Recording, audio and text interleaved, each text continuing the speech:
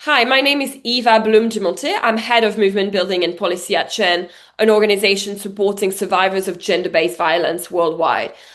We are an organization that do a lot of work on the specific issue of tech-facilitated gender-based violence, and our expertise and experience supporting survivors of TFGBV has led us for many years to campaign for the protection of encryption, as we understand and know encryption to be essential to survivors of gender-based violence and women seeking reproductive rights or engaging in activism worldwide. End-to-end encryption is essential for survivors of gender-based violence, but also for other groups, for activists, for journalists, and for anyone seeking reproductive rights, for example. So the way end-to-end encryption works is that it allows you to communicate safely with the person you intend to speak to. So, for example, you're a woman called Alice, you need to reach out to, someone called Bob in order to be able to send them a message without any risk of like governments or the company or any bad actor interfering with the communication. End-to-end encryption is what you'll want to be able to use. So why is it relevant to survivors of gender-based violence? Because if you were to communicate in a non-encrypted way, potentially a partner that has a little bit of tech knowledge or who works either, within law enforcement agencies or who works for a telecommunication company would be able to access the content of your communication. So let's say you're communicating with a shelter, you're trying to plan, to leave your partner, they would be able to access this information. So this is why entering encryption is so important for survivors. But it's not just for survivors of gender-based violence. Obviously, in any regimes where like governments are trying to access communications, entry and encryption is the way to be able to organize safely as activists. It's also the way to be able to have free media to allow journalists to communicate safely with their sources without the fear that that governments or companies can have access to those communications. So the very fundamentals of what we hold, like the very sort of the very important human rights we cherish, like freedom of expression, freedom of information, freedom of the press. They can only happen and they can only be expressed if there is secure channel of communications. Therefore, if there is end-to-end encryption. It's also important when we think about accessing reproductive rights, for example. And we know that, for example, even in the US, where, traditionally, women had access to abortion, but suddenly the laws changed. And in many states in the United States, it is no longer illegal for women to be able to access abortion. So what a lot of women are doing is that they are turning to abortion providers in other states in order to be able to exercise their rights to their body rights, their right to choose whether they want to have a child or not. Now, obviously, if the communications between them and the shelter in another states were to be exposed by the police in their own state, they would face judicial consequences. So this is why it's so important to be able to have those methods of communications, because even if we have trust and faith in whatever government is currently in power in your country, it doesn't mean that this government that that you have respect for will always be there. Unfortunately, democracy is, it's always it's a muscle that we flex, and democracy is not always there forever. Um, Laws can change. And this is why end-to-end encryption is so important in allowing people to communicate without the prying eyes of governments, companies, bad actors, to be able to organize and protect themselves and their lives and exercise their human rights.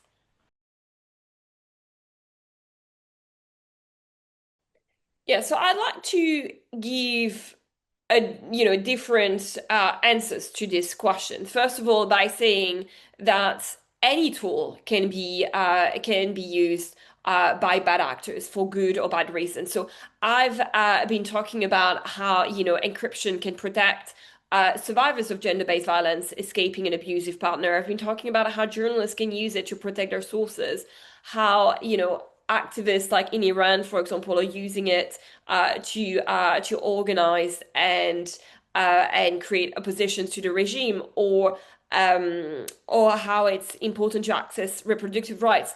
Obviously, there's no question and there's no denying that people are going to be using for bad reason, for bad purposes. It can be used to share images of child abuse, for example. That is the truth. That is the truth that a technology like end-to-end encryption will be used for good reason and bad reasons. Now, because it is so essential to exercising human rights, this is why at Shed, for example, we've always taken the sort of principled approach of wanting to defend encryption. Now, the other answer I'd like to give to that question is also sort of interrogating um, when technology is being used against women for cases of harassment, for example.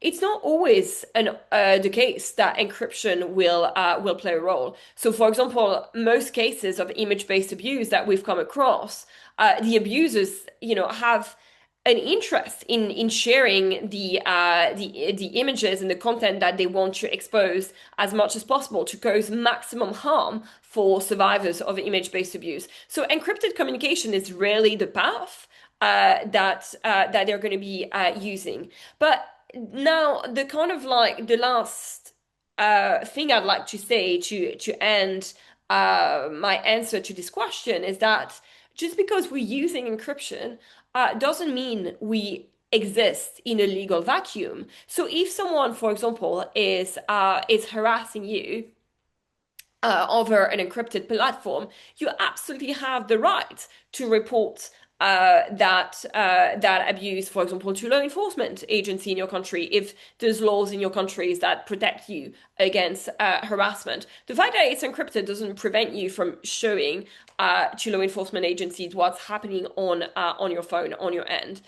And similarly, when we know that there's images of abuse being shared over a platform like WhatsApp, for example, there are mechanisms on WhatsApp, for example, WhatsApp being an encrypted platform, and enter an encrypted WhatsApp to report content. So this is what I'd like to say as well is end-to-end encryption doesn't mean legal vacuum. There is also protection in place to allow people who witness dangerous or illegal content to report them to either to the tech company that is offering the service or to law enforcement agencies. So what we see with survivors of tech-facilitated gender-based violence is that often they lack the understanding of what are the options available to them in terms of accessing redress, in terms of, for example, taking down content or reporting content. So there's usually questions to be said about the user experience and how do we make sure that the tools that are available on each platform to report contents are clear and known to the abusers. We also to the survivors. We also need to make sure that when those tools exist, they exist and account for different level of literacy. To make sure that people will be able to understand how to use the reporting mechanism. So this is why we really encourage, for example, tech platforms to have, for example, videos made available about how to report content. Now, this is what the question of how do we report to tech platform. But there's also the other issues that survivors tend to face is when reporting to law enforcement agency. And here what we see is that often the lack of training on behalf of police forces is often a barrier. The fact that they're not believed, or the fact that the police doesn't know how to handle those complaints is usually what creates major barrier to reporting tech facilitated gender-based violence. One example, for example, a very concrete example that we've seen a lot in Pakistan, where China has been conducting research and interviewing over 75 survivors of image-based abuse in Pakistan and across the Pakistani diaspora, is that there were lots of women very, keen to report content that had been posted without their consent to the police. However, if in parallel they were flagging to the content to the tech platform, and the tech platform was taking down the images, the police were saying, well, if we can't see the content online anymore, then we cannot investigate it anymore. The case is closed. And so it forces survivors into making a choice of like, what do I want more? Do I want my time in court, or do I want to see the content taken down? And unfortunately, the reality is that a huge majority would rather just see the content taken down. But so that gets in the way of them being having access to legal recourse and a legal path to justice and redress. So those are like the multiple barriers that exist both on the side of tech companies and on the sides of law enforcement agencies, and that prevents survivors from accessing justice and redress. So there are many things that companies can do to help survivors of tech facilitated gender-based violence in facilitating their access to redress. So one thing that we have to bear in mind is that oftentimes the tech companies will be the first point of contact for survivors. So if your image is being shared online, for example, you will be first turning to the tech company to get the image reported and taken down. So as I said before, it's really important that the mechanism for reporting are clear or known to survivors, and that regardless of language and levels of literacy, they are able to get their content taken down. It's also important to make sure that that those mechanisms are trauma informed and like really put the survivors at the centers of those mechanisms. So it's important to allow survivors to also understand what are they trying to do, what do they want to achieve in reporting this content. Or do they just want to see this image going away? Do they want to make sure that this user is going to be blocked and will no longer have access to their content? Do they want to pursue potentially a legal path and report the users to law enforcement?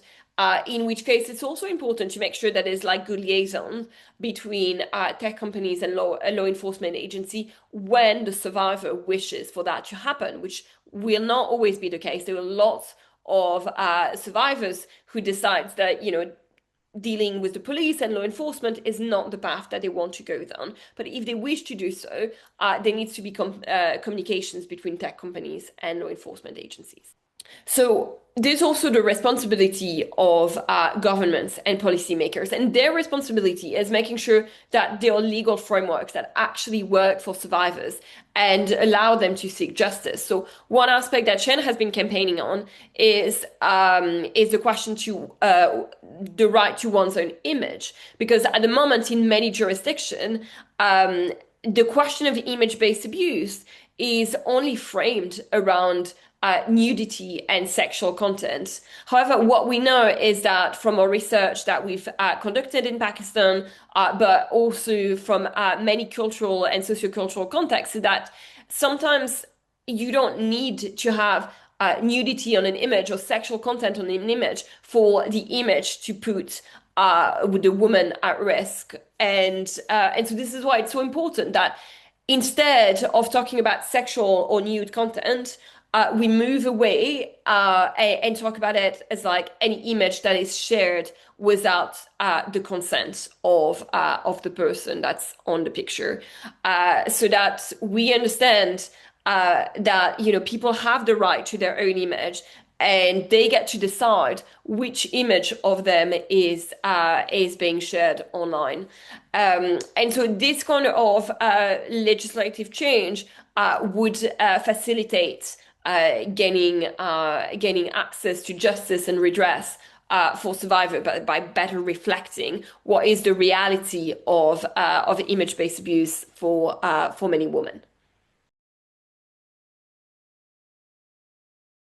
So I think first of all, it is really important to make sure that encryption is protected, because there are many threats to encryption in different jurisdiction and different geographical contexts.